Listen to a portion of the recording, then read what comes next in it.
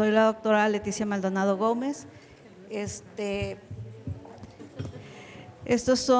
Pertenezco a la FEMECOD. Fui expresidenta del colegio de mi ciudad, de Monterrey, y estoy en comités de mortalidad materna desde hace 15 años. Este es mi interés, no tengo ningún conflicto de interés.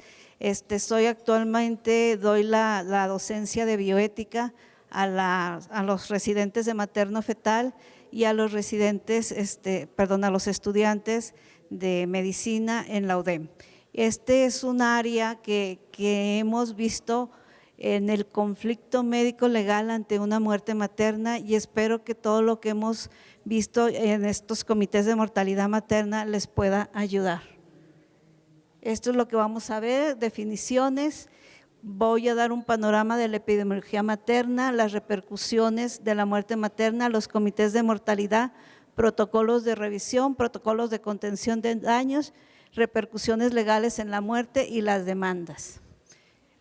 Todos somos ginecólogos aquí, ¿verdad? ¿No? Bueno, entonces voy a dar definiciones. La definición de la muerte materna es la que ocurre en los primeros 42 días. Nosotros clasificamos las muertes maternas si son obstétricas, si es indirecta por alguna enfermedad que tenga la paciente que se recrudeció en el embarazo, si es tardía, si fue después del puerperio, si es por secuelas, y también ya se agregó la de suicidios desde el 2018. Esta es una semana epidemiológica. Déjenme decirles para todos ustedes, cada semana a nivel nacional se reportan y se analizan las muertes maternas. Nosotros tenemos en Nuevo León un comité estatal que cada mes analizamos las muertes maternas que ocurrieron en ese mes en nuestro estado. Generalmente, como dijo la doctora Rosario, la UMAI 23 es un hospital de referencia y recibimos pacientes de 5 estados cercanos, y entonces esas estadísticas van ahí. Con orgullo y también después de años les podemos constatar que la UMAI 23 ahorita en cuestión de diagnóstico y tratamiento de placenta cleta y percreta no hemos tenido muertes maternas en los últimos años. Por hemorragia también. Hay un equipo que es multidisciplinario que ha seguido durante todos estos años, y es por eso que se ha logrado. También podemos decir de la UMAI 23 con respecto a esto, de que mucho va a ser el trabajo en equipo en evitar esto. Recientemente tenemos una muerte materna por una placenta percreta, y esto en un hospital particular. Esto nos lleva en el análisis que se hizo sobre este caso, se los voy a decir rápido. Es una paciente que es originaria de Tabasco, pero en Tabasco no la quieren operar. 6 médicos la rechazaron. Esto en lo que vamos a ver ahorita, en lo de las complicaciones médico-legales, esto es ético. O sea, si tú no te sientes con la capacidad para atender a una paciente, es ético que la rechaces y es ético que la refieras a otro lado. La paciente llega aquí a Monterrey, la toma un médico que acepta y la programa un domingo. ¿Todos saben qué complicaciones podemos tener domingo en un hospital? No hay personal necesario, los laboratorios nada más están los de guardia. Por más que hayas unido un equipo en un hospital particular, el anestesiólogo probablemente ni lo conozcas porque a veces lo pone el hospital, y entonces todo esto va a complicar el caso. En estos casos se encuentran que no pueden ligar las hipogástricas, y entonces todo esto se va complicando. La paciente la sacan de quirófano, la pasan a terapia intensiva, reportan una hemoglobina al día siguiente de 10 y 6 horas después reportan de una de 5.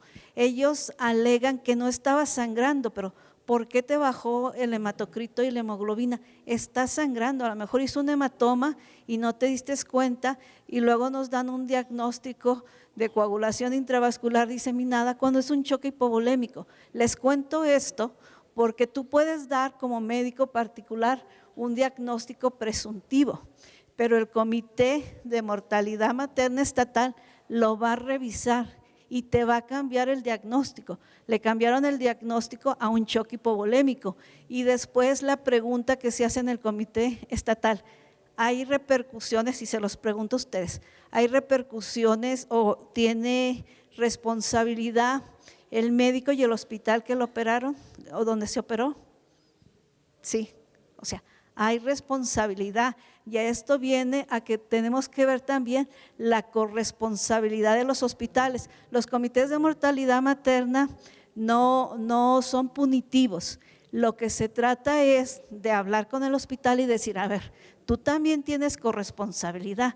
Si tienes un diagnóstico de una paciente que se va a operar por una placenta creto por creta en un domingo, tú tienes que reaccionar y decir, no tengo el personal o voy a tener que poner personal extra para que esté en esa cirugía y mi laboratorio tiene que estar funcionando porque me van a pedir muchos paquetes globulares de plasma y crioprecipitados y tengo que estar funcionando al 100%. Entonces, sí tengo corresponsabilidad y sí tengo injerencia en esta muerte que ocurrió. Entonces, eso es lo que va a ser lo importante en los comités de mortalidad materna. Bueno, entonces, en esta semana de epidemiológica que es de septiembre de este año, también vemos que aquí por primera vez la hemorragia obstétrica sigue siendo los de los primeros lugares, pero en esta semana en particular fueron las enfermedades hipertensivas. Ahora, ¿hemos hecho las cosas mal? No. Por lo que nos han cuestionado sobre la violencia obstétrica por el incremento de números cesáreas y que esto nos va a incrementar.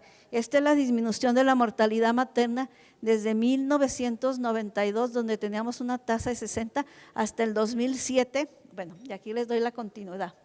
Estas es del 2013 al 2025. Hemos bajado la mortalidad materna de 80 a 60 y ahorita a un 24.7% sobre cada 1000 nacimientos. O sea, sí hemos seguido trabajando, no logramos las metas del milenio en el 2015, que era bajarla hasta un 15%, pero sí hemos estado trabajando. Y también hablan en el caso de mortalidad materna, que es un caso de equidad y es un caso de injusticia social. Porque aquí sabemos que los hospitales institucionales, aquí tenemos salubridad, tenemos el IMSS de oportunidades, donde se va la gran mayoría de muertes, y tenemos el particular 19, son 329 muertes maternas en México, donde solo 19 son particulares. Esto nos habla que la gran mayoría se nos está muriendo en hospitales institucionales y esto nos habla a veces de una falta de equidad o que las pacientes no están, no cuentan con todos los recursos a veces estos hospitales para resolver estos problemas. Entonces, en esta semana del 1 de septiembre, la principal causa de muerte son las enfermedades hipertensivas. Las entidades que tienen una mayor tasa de muerte materna son San Luis, Coahuila, Jalisco, Ciudad de México, Veracruz. Y aunque sí hemos tenido menos muertes maternas a un comparativo con el 24, de menos un 3%. Esta es la importancia de estos temas y de verlos sobre mortalidad materna. El 80% de estas muertes maternas son evitables y eran prevenibles. Las principales causas van a ser las indirectas. ¿Y qué implica una muerte materna para una familia y para una comunidad? ¿Qué va a implicar una muerte materna en una familia? Ese bebé va a quedar indefenso, ese bebé va a quedar huérfano. ¿Quién lo va a cuidar? Probablemente los mismos familiares, el papá no puede, tiene que trabajar, ¿quién va a mantener esa familia? O probablemente se vaya a un orfanatorio y entonces estos bebés van a tener más riesgo de tener abandono infantil, más riesgo de que tengan que asumir roles desde una etapa muy temprana. A veces los más grandes van a cuidar de los más chicos, tienen más riesgo de maltrato por los cuidadores, la desintegración de ese núcleo familiar y repercusiones psicológicas en toda la familia y todo. Y como económicamente, pues también es generalmente ahorita ya los dos jefes de cabeza de una familia trabajan, entonces una pérdida de uno de los que trabajan, pues es una repercusión económica para toda la familia. Hay una pérdida de liderazgo para esos hijos, hay una desigualdad, la desigualdad, como vimos ahorita, de por qué mueren más en instituciones públicas que en hospitales particulares. Eso nos habla de desigualdad económica y de desigualdad de oportunidades de estas pacientes. Bueno, esto ya lo vemos, es el ingreso. Bueno, ¿qué hace el Comité de Mortalidad Materna? Generalmente en este comité están representados por hospitales particulares, institucionales, por colegios como el Colegio de Ginecología y Obstetricia, el Colegio de Pediatría, Medicina Interna, por intensivistas. Es un equipo multidisciplinario. ¿Qué van a hacer? ¿Qué pasa cuando ocurre una muerte materna? Se tiene que hacer una auditoría primero en el hospital, o sea, ¿qué pasó? ¿Por qué pasó? Una evaluación de causas. ¿Qué fue lo que pasó? Y aquí vamos a hablar de una evaluación de demoras. En estos comités se van a hablar de demoras. Hay la primera demora que es de la paciente, o sea, la paciente tarda en saber que tiene una urgencia clínica y en ir al hospital. La segunda demora a veces puede ser desde el transporte o que llega al hospital, y la tercera demora, que es la más importante, es la de nosotros, la que nos incumbe a nosotros como médicos y hospitales, es lo que me tardé en hacer el diagnóstico y en dar tratamiento a estas pacientes. Después vamos a ver una evaluación de eslabones críticos. ¿Qué fallamos? Falló desde que esta paciente se embarazó porque no debía embarazarse, porque ya tenía 3 cesáreas, su riesgo de acretismo, su riesgo de diabetes, su riesgo de pérdida va a ser mayor. No fallé yo en no ofrecerle un método de planificación familiar, falló su seguimiento de planificación familiar, falló su segundo nivel donde esta paciente se iba a atender, o falló el tercer nivel donde se le iba a dar un tratamiento más adecuado. Entonces, estos son los que se analizan en los comités de muerte materna. Después viene, cada hospital tiene que hacer un compromiso. Por eso este hospital que les digo que permitió que se programara una paciente en domingo, donde tienen menos personal y menos médicos que los puedan apoyar, entonces ellos tienen que analizar, o sea, cada que tenga ya una paciente con un diagnóstico, primero voy a confirmar que el médico tenga la expertise para operar a esta paciente, que el equipo que va a entrar con esta paciente sea adecuado y que tenga los requerimientos que se van a requerir. Por ponerles un ejemplo, en la UMAI 23, cada que se programa una paciente para placenta acreta, percreta o de inserción baja, necesita llevar 10 donadores de concentrados globulares, 10 donadores de plaquetas y 10 donadores de plasma y otro tanto de crioprecipitados. Si no los tiene, esta paciente no ingresa.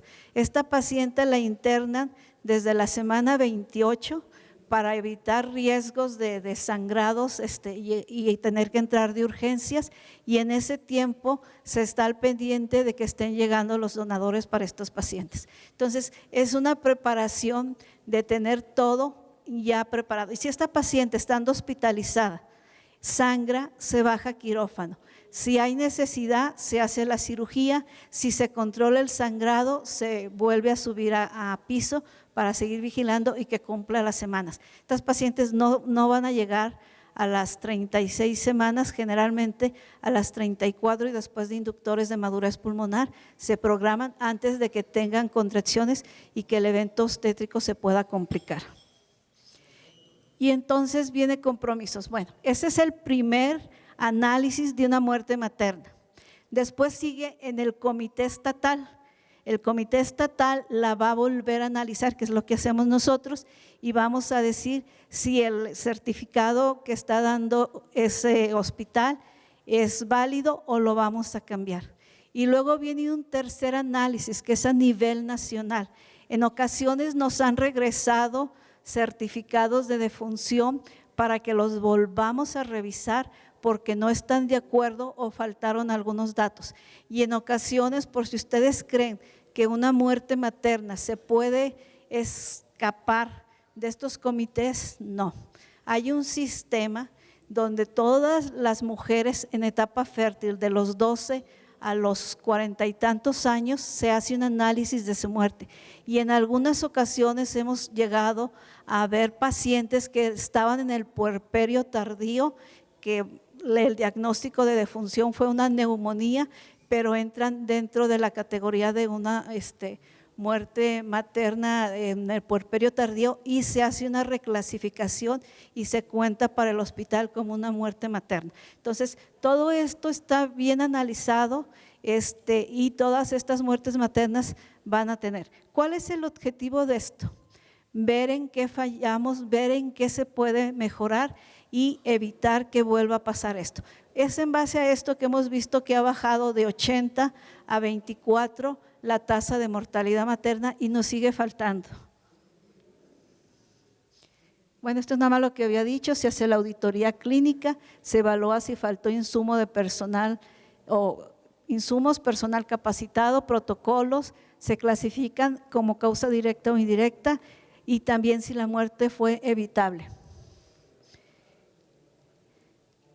Esto es lo que se debe hacer en los hospitales donde ocurre un evento catastrófico: revisión de secuencia de pasos, exploración del sistema, análisis del factor humano, desempeño del equipo, factores que se pueden controlar, factores externos, revisar las áreas o servicio en riesgo, diagrama de secuencias, definir el problema, clarificar y definir los planes de acciones para evitar que pueda pasar. Y una de las cosas que analizamos mucho es la identificación de la urgencia en los comités de mortalidad materna.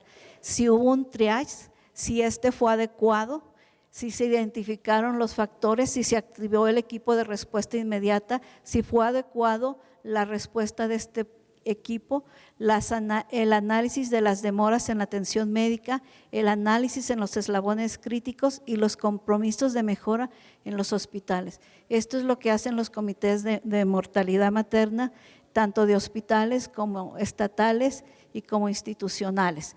Esto debemos todos recordar que existe cero rechazo de pacientes, sobre todo para la urgencia obstétrica, y que el triage en hospitales que manejan obstetricia está abierto las 24 horas del día. El objetivo del equipo ERI, es un valor que nos dice cómo está funcionando mi hospital y si fue adecuado. Ahorita lo vamos a ver en un ejemplo, si fue su acción adecuada o si necesitamos nuevamente implicar. Una de las frustraciones que más tenemos en los comités de mortalidad materna es por qué vuelven a aparecer los mismos casos o por qué el estado catastrófico se está repitiendo en los hospitales. Uno de los ejemplos que tenemos y que acaban de mencionar es un embarazo ectópico, donde lo tuvimos 2 casos en 2 hospitales institucionales en terapia intensiva, pero con un diagnóstico equivocado, que finalmente fallecen por un choque hipovolémico. En 2 hospitales institucionales en terapia intensiva los 2. Entonces esto nos habla de que en los 2 se fueron por otro diagnóstico, cuando a veces el análisis de estos casos y el ver que está bajando el hematocrito es el principal indicador en paciente fértil o en paciente que todavía puede procrear, es el principal indicador para diagnóstico de embarazo ectópico. Y eso siempre hacemos. ¿Qué nos habla esto? Que tenemos que todos los años, porque todos los años los hospitales renuevan médicos, renuevan residentes, renuevan personal de enfermería. Entonces, todos los años la educación continua y alertarlos sobre estos factores debe ser siempre vigente. Bien, este es el equipo de respuesta inmediata. Esto es lo que utilizamos nosotros para hacer el triage, los signos vitales, las características por las que llega la paciente, y esto es lo que la clasificamos. Esto es lo que se tiene que hacer ante una muerte materna, la notificación dentro de las primeras 24 horas. Este expediente se resguarda y se va a hacer el análisis de eso. ¿Qué es lo que vamos a ver? Y aquí vamos a empezar con lo legal. ¿Qué es lo que vamos a analizar? Si fue una complicación del mismo embarazo, si fue un incidente, si fue un evento adverso o si fue un caso centinela, y aquí vamos a empezar a hablar de que es un evento adverso y que todos los hospitales tenemos ese riesgo. Todas las pacientes que se hospitalizan por cualquier cosa tienen un riesgo de sufrir un daño dentro del hospital, que puede ser muy leve, desde que la enfermera se equivocó en el medicamento y le dio otro, desde que le dio doble dosis, que no le dio dosis, que le pusieron un medicamento inadecuado. O sea, todos estos son riesgos que la gran mayoría puede no dejar secuela, pero cuando deja una secuela se convierte en un evento centinela y se debe analizar y se debe tipificar. Bueno, aquí les voy a hablar sobre las demoras. La tercera, hay algunos que hablan de 4 y otros de 3 demoras, pero la demora más importante, que representa el 82%, es la que nos corresponde al área médica, es donde nos tardamos en hacer el diagnóstico y el tratamiento adecuado. La de los eslabones críticos en todos estos servicios que había mencionado, que va desde planificación familiar, consulta prenatal, consulta en el hospital donde se va a atender, y tercer nivel es donde también son eslabones que se van a analizar. Y aquí es para ver qué corregimos en estos eslabones. Esto es lo que les decía de que todas las muertes maternas pueden ser reclasificadas si se encuentra aún con otro diagnóstico, y esto nos habla que en este rumbo las estadísticas son fiables.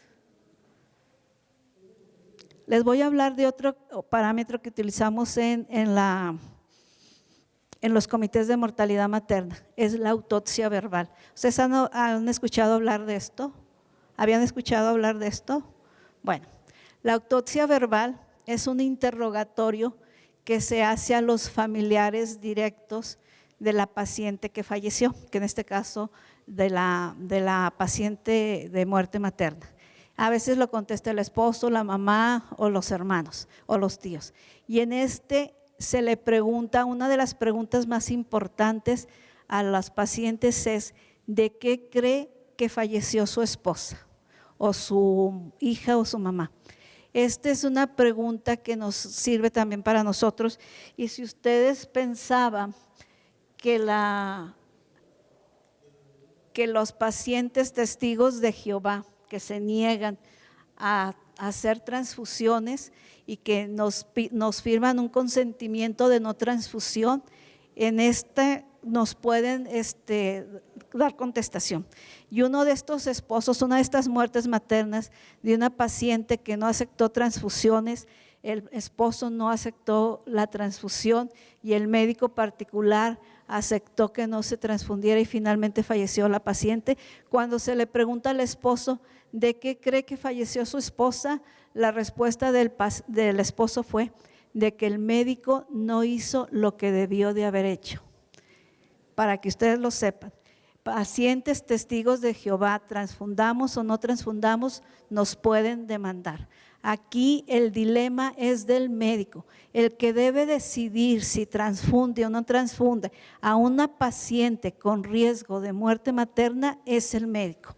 Él debe decidir, tenga el consentimiento o no. Vamos a poner un ejemplo. Nos demanda el paciente porque la transfundimos y la salvamos, es testigo de Jehová, y nos hace una demanda y nos vamos a juicio. Y el juez le va a preguntar, ahí va a ver, se va a valorar porque también tenemos que ver los valores y los derechos humanos. Entre los derechos humanos, ¿cuál es el derecho más importante del ser humano? Derecho a la vida. ¿Cuál es el derecho? Y otro de los derechos dentro de la salud es el derecho de salud. Entonces, derecho a la vida y derecho de salud. Otro de los que se van a basar en los jueces, les digo porque también soy perito de la Procuraduría y en Nuevo León, es dentro de esos, ¿qué se debió haber hecho en caso de una hemorragia obstétrica y de muerte materna inminente? Tenemos normas, tenemos NOMS, a los cuales nos debemos dirigir y a los cuales en un caso de una demanda me tengo que decir, ¿qué me dice mi NOM en hemorragia obstétrica que debo hacer? Pues debo hacer esto, si tiene riesgo de inminencia de eclampsia, le tengo que reponer, le tengo que transfundir. Y entonces en esto se basan los jueces también para poder valorar, y probablemente estas demandas no prosperen a menos que la haya transfundido y no hubiera tenido riesgo de muerte. Pero si tiene riesgo de muerte y yo la transfundí, le estoy salvando la vida y le estoy basando en las normas mexicanas en lo que debo hacer ante una hemorragia obstétrica con riesgo de muerte. Bueno, aquí dentro de la muerte materna debemos hablar, que es lo que quiero hablar, de la segunda víctima, que somos nosotros. Obviamente nadie de nosotros tiene la intención de hacerle daño a una paciente, de tener una demanda y de sufrir esto. En este caso, ¿qué es lo que necesitan los médicos que están en este caso? Pues necesitan primero apoyo. Es importante, y este apoyo lo damos muchas veces. Por eso comentaba yo de la paciente que programó en domingo. Sabemos que a veces, y me lo acaba de comentar una doctora que estábamos platicando, me estaba diciendo que ella sale de un evento ginecológico y escucha que en la sala contigua están dos médicos en otro evento ginecológico, pero que les está sangrando mucho la paciente, no saben qué hacer, o sea, están desesperados, están pidiendo. Ellos terminan la cirugía, ella y el doctor que le estaba ayudando, y le dicen, vamos a ayudar. Y se pasan a la siguiente sala y les dicen al doctor, ¿sabes qué? Salte tú un rato, nos quedamos el doctor y yo, y se salió el cirujano y el ayudante.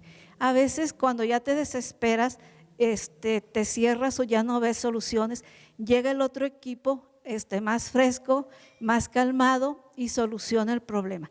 Estas ayudas que muchas veces las hemos visto espontáneas, en un domingo donde no hay más médicos operando, va a ser difícil que tengas este apoyo. Entonces son de los factores que se van viendo en este tipo de revisiones. Y aparte de esto, se debe proporcionar a los médicos apoyo con los equipos que deben de tener todos los hospitales, que son el equipo aéreo o de respuesta inmediata. Entonces es el apoyo emocional, la reafirmación, apoyarlos en el área quirúrgica, y el hospital debe apoyar. ¿Qué debe hacer cuando se presenta? También esto es bien importante. Les voy a comentar un caso porque debemos ser también la empatía y saber qué necesita el paciente. Hace unos años me habla un doctor y me dice, acabo de tener una muerte materna. Es una muerte de una paciente de 37 años, gesta 4, 3 abortos, este embarazo logrado por fertilización asistida, y falleció por trombosis antes de las 12 horas. No dejó ni que se le aplicara los medicamentos antitrombóticos que se aplican generalmente a las 12 horas. Presentó paro cardiorrespiratorio, la pasé a terapia, vuelve a presentar 2 horas después paro cardiorrespiratorio y fallece. ¿Qué hago? Dije, bueno, lo primero es, tienes que llenar el expediente clínico. Fíjate si están todas tus notas, si está firmada, porque este expediente se va a resguardar. Y si tú ahorita no confirmaste que está completamente lleno, ya no vas a poder hacerlo después. Después es no abandonar al paciente. A veces, bueno, ahorita lo voy a pasar antes, lo voy a decir antes, pero a veces también nosotros somos, la medicina es humanística y tenemos que pensar en el paciente y tenemos que pensar en la empatía. También le comenté, cuando le des la noticia a los familiares, siempre velos a la cara, porque ha habido 2 demandas en médicos de Monterrey porque no los vio el doctor a la cara. una paciente ginecológica que al momento de estarle poniendo el bloqueo presenta un choque anafiláctico a la anestesia, cae en paro cardiorrespiratorio y fallece. El ginecólogo ni siquiera le inició el procedimiento quirúrgico, pero él fue el que fue a hablar con los familiares. Pero en el momento de darles la noticia a los familiares, estaba viendo hacia abajo. Y el familiar en su demanda dice: estoy demandando porque el médico me está ocultando información, no se atrevió a verme a los ojos y por eso estaba viendo hacia abajo y por eso lo demandó. Entonces debemos de tener mucho cuidado al hablar con los familiares. Lo segundo que le dije es: no puedes abandonar al paciente. El paciente era en un hospital particular. Le digo: ¿tienes seguro de gastos médicos? Me dijo: no. Le digo: bueno, habla con el hospital para que verifique la cuenta y ver en qué lo puedes apoyar, porque muchos pacientes, cuando llega la cuestión económica, cuando llega lo que tienen que pagar, a veces es cuando se enojan más y protestan. Entonces, dile: revisa la cuenta económica. La otra cosa que le dije es: pregúntale. Le dije: ¿la paciente está todavía en terapia intensiva? Me dijo: sí, está esperando que llegue la funeraria por ella. Digo: bueno, pregúntale al esposo si quiere que su hijo recién nacido se despida de su mamá. Y me dijo que sí. Bueno, después le pregunté, me dijo: es un momento que dijo, no supe cómo sentí ni lo que sentía. Estuvieron los tres juntos, estuvo el papá, el recién nacido y la mamá ya muerta, estuvieron media hora juntos. Pero es algo que a veces debemos de pensar que necesitan y que estos pacientes, ese momento nunca más se va a volver a repetir, de que estén los tres juntos, y les va a dar un consuelo. No sabemos, le dije, no sé si te van a demandar o no, pero tú también debes de pensar en lo que el paciente necesita y ver qué es lo que le puede aminorar o lo puede ayudar a sobrepasar este momento. Y esto me dijo que incluso el familiar le agradeció por ese momento que le permitió pasar ellos tres juntos. Entonces, es algo que nosotros tenemos que checar con los familiares y ver qué quieren. Bueno, cuando una mala comunicación va a agravar el sufrimiento del familiar, la angustia tanto del paciente como de nosotros, y va a aumentar las probabilidades de demanda. Entonces, esto es lo que debemos de ver.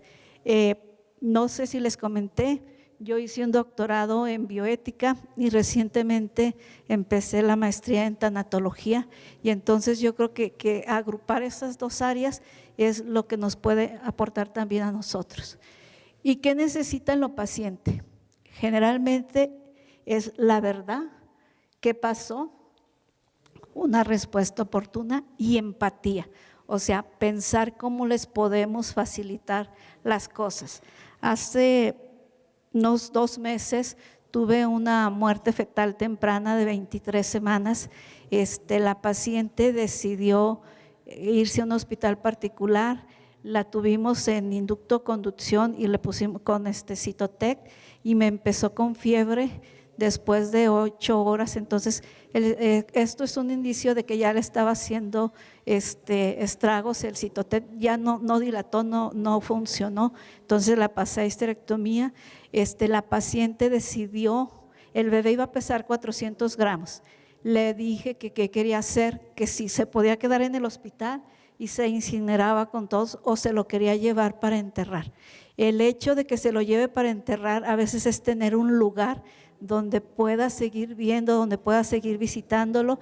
Eso, ella lo decidió así. El hospital también le permitió, en lo que llegara a la funeraria, quedarse con su bebé. Y era un bebito macerado de 20 semanas, pero le permitió quedarse. Ellos le tomaron foto, lo estuvieron cargando, pero eso también les permite a los pacientes hacer un duelo, culminar, y les crea más paz. Entonces, a veces hay que preguntarles a los pacientes: ¿qué necesitas? ¿En qué te puedo ayudar?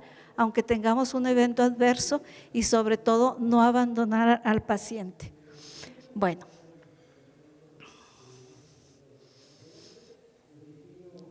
ok, esto es de los que hemos estado platicando. Les voy a poner un caso clínico. Esta es una paciente de 30 años, gesta 2, cesáreas 2, es la paciente del testigo de Jehová, programada en un hospital privado a las 36 semanas por una placenta creta, testigo de Jehová. Durante el proceso quirúrgico se encuentra que era una percreta, era un diagnóstico que no estaba hecho todavía y que eso complica una cirugía. La paciente, aunque tenían el aparato recuperador de sangre, no se logró y la hemorragia no la lograron controlar. Se le pregunta al esposo si acepta la transfusión, el esposo dijo que no, el médico aceptó y finalmente la paciente fallece. Aquí les hablé de lo que contestó el esposo cuando le hacen la autopsia verbal, que dijo que el médico no hizo lo que tenía que hacer. La segunda víctima, el médico dejó de consultar. A partir de este caso, el médico se retiró y ya no ejerce la obstetricia ni la ginecología, o sea, se retiró completamente de la práctica médica. Y en pues se hacen todos los eslabones, como les dije, llegando a la autopsia verbal. En lo que ya habíamos visto, el familiar testigo de Jehová nos puede demandar, sí, tanto lo transfundamos como no lo transfundamos. Entonces el dilema de la transfusión es de nosotros. Yo siempre en las clases con los estudiantes les digo, ¿con qué te vas a quedar más tranquilo? Porque es para toda la vida. O sea, lo que tú decidas en casos así como testigos de Jehová con riesgo de muerte, lo que decidas transfundir o no, eso es con lo que te vas a quedar toda tu vida si decidiste no transfundir y la paciente falleció, porque esto es algo que nos corresponde a nosotros y los que tenemos que decidir somos nosotros. Les voy a poner un segundo caso, paciente de 36 años, gesta 4, cesáreas 3, embarazo de 36 semanas. Ella acude a México a una boda, era originaria de Guanajuato. Esta paciente presenta dolor abdominal y va con un médico particular y le dice que no escucha la frecuencia cardíaca del bebé, que vaya a un hospital.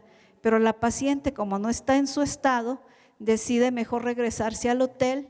Y 4 horas después la paciente se desmaya, el esposo solicita una ambulancia. Había 4 hospitales cercanos a ese hotel y el de la ambulancia decidió llevarlo al hospital más lejano. La paciente llega a las 11:45 y aquí recuerden que en el análisis de los casos es bien importante las fechas, las horas y los minutos, porque de eso depende ante una urgencia obstétrica si se le dio rápida respuesta o no. La paciente llega a las 11:45, pero ingresa hasta las 12 al área de labor.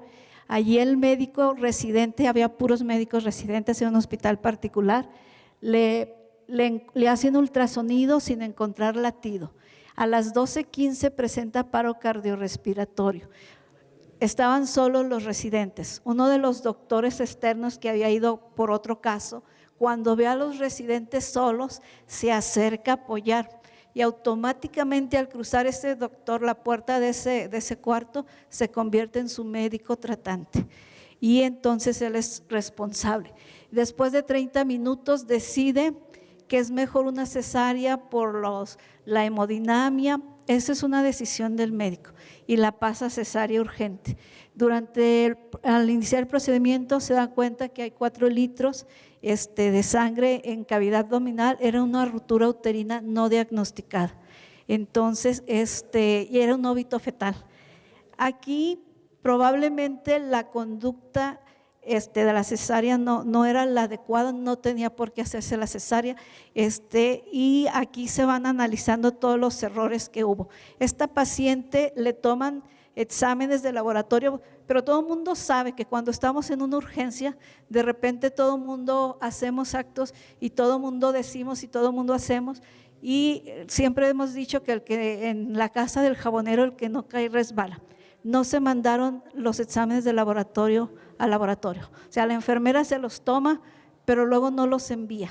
la pasan a quirófano, ven que está ahí y cuando se dan cuenta que no enviaron los exámenes de laboratorio, ya no sabían. Aquí era importante, si recibimos inmediatamente los exámenes de laboratorio y nos hubiéramos dado cuenta que tenía una hemoglobina de 5 o de 6, pues hubiéramos sospechado el diagnóstico, pero no se hizo. A la señora se le dio más de 1 hora de maniobras de resucitación cuando no está indicado dar. Nace el bebé, el pediatra que llega corriendo no le avisan que era un óbito y empieza la reanimación del bebé igual tiempo, como unos media hora más. Aquí les platico este caso porque el esposo no demanda. El esposo da una carta de agradecimiento a los médicos y les voy a decir por qué. El esposo dice, porque nunca dejaron de hacer el último esfuerzo por salvar a mi esposa. O sea, yo los vi que estuvieron más de 1 hora dándole reanimación a mi esposa y a mi bebé. Entonces, el hecho de que el familiar vea que le estás brindando atención, que le estás tratando de salvar la vida y que no desmayes y que a pesar de todo, eso fue la diferencia para que el esposo no demandara. Y ahora les voy a poner otro ejemplo. Les voy a poner un ejemplo de una paciente que acude a un hospital particular, trae datos de preeclampsia, pero el hospital la opera por circular a cuello. Le pone que le hace un ultrasonido y que el bebé trae una circular a cuello y entonces por eso lo opera. La paciente, como es una paciente, un hospital particular y la paciente no tiene para terapia intensiva, entonces la envía a una institución, al ISSSTE. En el ISSSTE lo convulsiona, creen que es una preeclampsia o que trae una hemorragia cerebral, le hacen un TAC y no salen datos. El familiar le pregunta al señor, ¿qué tiene mi esposa? Y el médico de la institución contesta honestamente, no sé. Pues en la autopsia verbal, la paciente finalmente fallece, en la autopsia verbal le preguntan al esposo, ¿de qué cree que falleció su esposa? Y el señor dice, no sé, porque en la institución, en el ISSSTE, no están preparados para hacer un diagnóstico y no supieron de qué falleció mi esposa. ¿Y por qué operaron a su esposa en el hospital? ¿Por qué le hicieron la cesárea? Porque tenía una circular a cuello y para salvar a mi bebé. Entonces, para que vean ustedes que a veces la información que damos es la que el familiar lo asimila y lo ve distinto. O sea, cuando en realidad era una mala práctica, era un mal diagnóstico de su clínica particular, la operaron por un diagnóstico completamente erróneo e innecesario y cuando ya la trasladan con la complicación, el hospital que realmente hizo el tratamiento para tratar de revertir la preeclampsia y donde finalmente fallece, el familiar no ve el esfuerzo porque se queda nada más con las palabras que dijo el médico, entonces no saben, no tienen la capacidad de tratar a mi esposa y por eso falleció. Probablemente si el esposo se enoja, probablemente pueda demandar al hospital porque el hospital le dijo que no sabía qué tenía.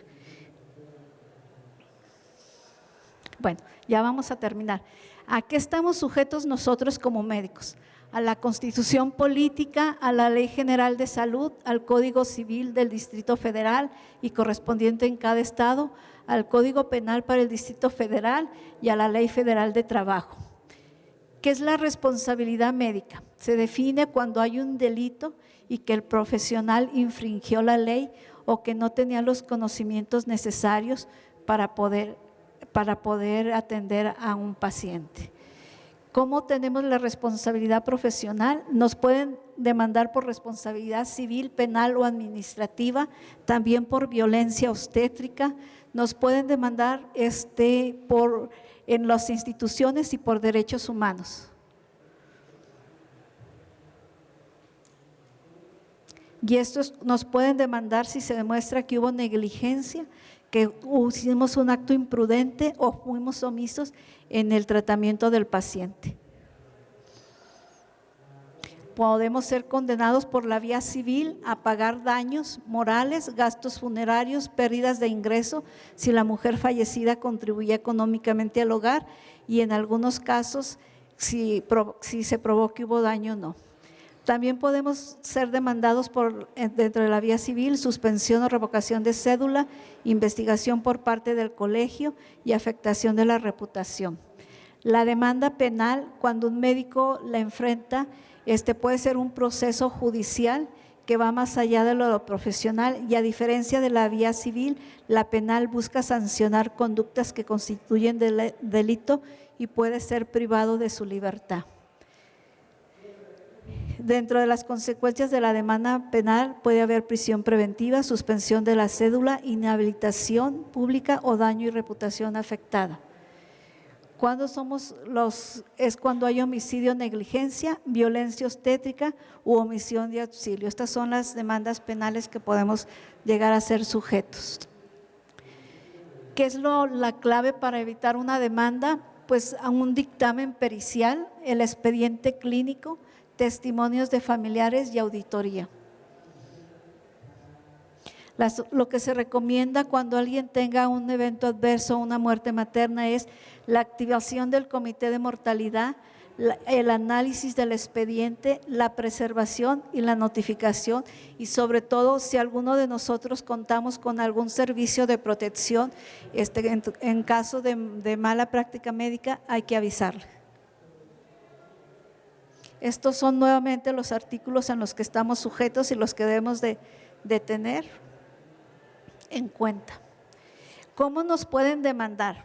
Los que trabajamos a nivel particular y a nivel institucional, estas son las demandas que podemos tener: administrativas, laboral, patrimonio del Estado, COASAMED, Comisión Nacional de Derechos Humanos y la civil y la penal.